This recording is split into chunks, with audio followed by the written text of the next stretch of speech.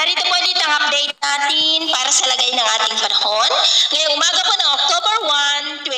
2025. Sa ngayon po ay tuluyan na nakapasok sa Philippine Area of Responsibility ang sama ng panahon na ating binabantayan at nasa layo na po ngayon ng 966 km east ng Catanduanes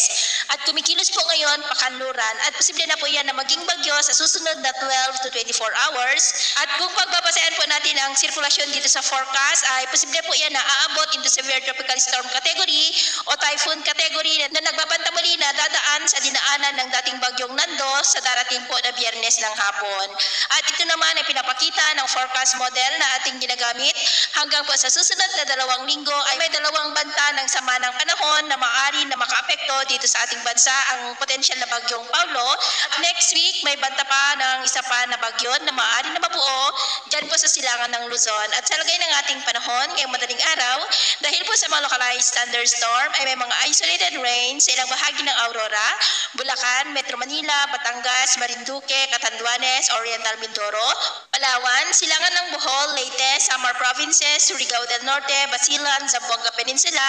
Northern Mindanao, Cotabato at Davao City. At mamaya ay sisikat pa rin ang araw sa malaking bahagi ng bansa pero may tsansa pa rin ng cloudy skies with isolated rain sa ilang bahagi ng Aurora,